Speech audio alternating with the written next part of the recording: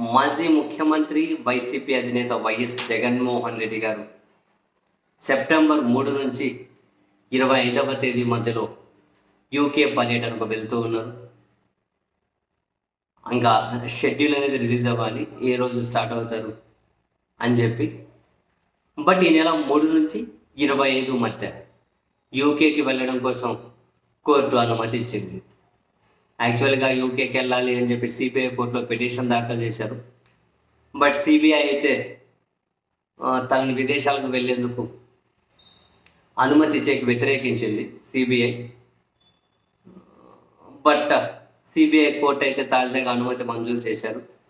September 3 నుంచి 25 మధ్యలో వెళ్ళి రావాలని.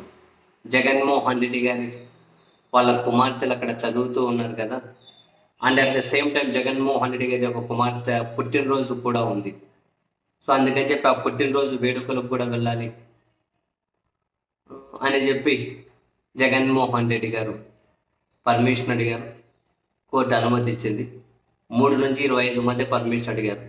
సో ఆ 22 రోజుల పాటు అయితే అనుమతి ఇచ్చారు.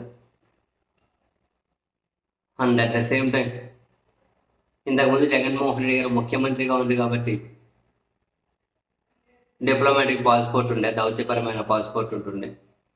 ఆ తర్వాత దాన్ని ఆయన విజయవాడ రీజనల్ పాస్పోర్ట్ కార్యాలయానికి వెళ్ళి దాన్ని ఇచ్చేశారు. సాధారణ పాస్పోర్టే తీసుకున్నారు. అండ్ కోర్టు కూడా 5 సంవత్సరాల పాటు ఆయనకు సాధారణ పాస్పోర్ట్ మంజూరు చేయమని చెప్పి కూడా 5 సంవత్సరాలకు కోర్టు కూడా చెప్పింది. వెరసే మొత్తం మీద అయితే జగన్మోహన్ రెడ్డి గారు 3 నుంచి 25 మధ్యలో యూకే పర్యటన కోసం వాళ్ళ కుమార్తెల దగ్గరికి అయితే సతీ సమేతంగా వాళ్ళైతే వెళ్ళబోతూ ఉన్నారు.